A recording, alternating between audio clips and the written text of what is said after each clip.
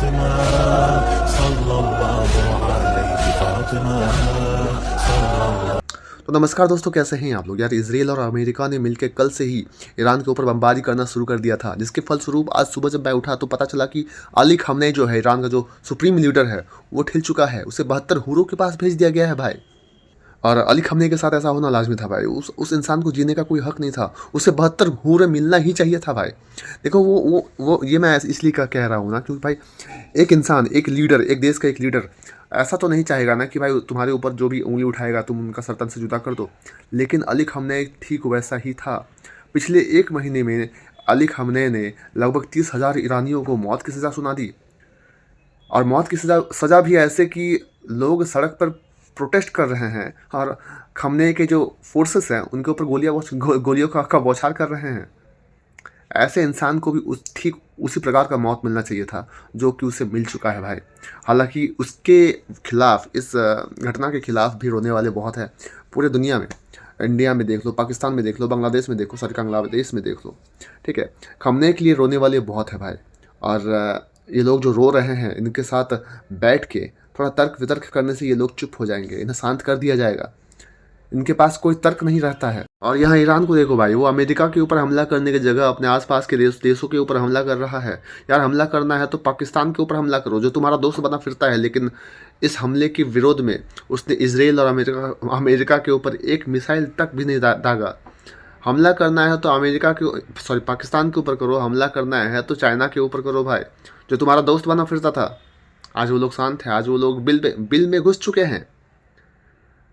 पाकिस्तान और चाइना दोनों के पास न्यूक्लियर वेपन्स है, लेकिन दोनों कुछ नहीं कर सकते हैं।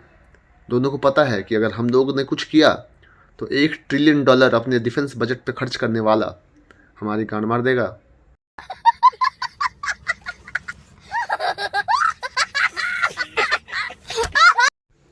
सलीम वास्तिक नाम के एक एक्स मुस्लिम के ऊपर कुछ मुसलमानों द्वारा जानलेवा हमला किया गया है। उन्हें चाकुओं से गोदा गया है, उनका गला रेत दिया गया है और वो अब अपने जीवन के लिए लड़ रहे हैं। हॉस्पिटल में एडमिट है और कहा जा रहा है उनके बचने की 10% ही गुंजाइश है। मुझे समझ में नहीं आता है उन्होंने गलत क्या किया भाई। उन्होंने तो बस कुछ एक आसमानी किताब से कुछ वर्सेस को ही पॉइंट आउट किया। अगर आप सही हो, अगर आपका कौम सही है, आपका दीन सही है, तो उस इंसान को आप तर्क के आधार पर जवाब क्यों नहीं देते, जैसे हम हिंदू करते हैं। हमारे किताबों को भी क्वेश्चन किया जाता है, पर हम आतंकवाद पर उतर आते हैं? नहीं। पर आप ऐसा क्यों करते हो? जब भी आपके कौम के ऊपर या फिर आपके किताबों के ऊपर कोई सवाल करता है तो आप आतंकवाद पे क्यों उतर आते हो? क्या यही आपको सिखाया जाता है? क्या वो आसमानी किताब यही करना सिखाती है? मैं सलीम वास्तिक जी के लिए प्रार्थना करूंगा कि वो जल्दी ही स्वस्थ होकर घर वापस आए और अपना काम जारी रखे, ताकि लोग अंधेरे से उजाला की तरफ आए, ताकि लोगों का आंख खुल जाए। और मैं यूपी सरकार से दरख्वास्त करूंगा कि भाई आप गुनहगारों के ऊपर सख्त से सख्त कार्रवाई करें। और अब बातें करते हैं हिंदुओं की भाई। हम हिंदू ठगा हुआ महसूस कर रहे हैं मोदी जी से, मोदी जी के पार्टी से। हम हिंदू बांग्लादेश की तो छोड़ो, अपने ही हिंदुस्तान में सुरक्षित महसूस नहीं कर रहे हैं। हमारे ऊपर आए दिन पथराव किया जा रहा है। हाल फिलहाल की बात है जब झारखंड में एक गांव में हिंदू अपना मंदिर का निर्माण कर रहे थे और मुसलमानों ने पथराव करना शुरू कर दिया, कह के कि अगर यहाँ मंदिर को निर्माण किया गया तो हमें अच्छा नहीं लगेगा, क्योंकि हमारे मजहब में मंदिरों को तोड़ना सिखाया गया है। बुत परस्ती हमारे में पाप है और इसीलिए जो भी बुत परस्त करेगा उसे देखकर भी हमें अच्छा नहीं लगता। और ये कहकर उन्होंने पथराव करना शुरू कर दिया और उनके ऊपर कोई एक्शन नहीं लिया गया। रमज़ान का महीना शुरू हुआ है और हिंदू अपना शादी का कार्यक्रम सेलिब्रेट कर रहे हैं और विवाह हो रही है, तो ऑब्वियसली गाना तो बजेगा। और हिंदू के परिवार घर में गाना बज रहा है तो उसके घर में हमला हो जाता है।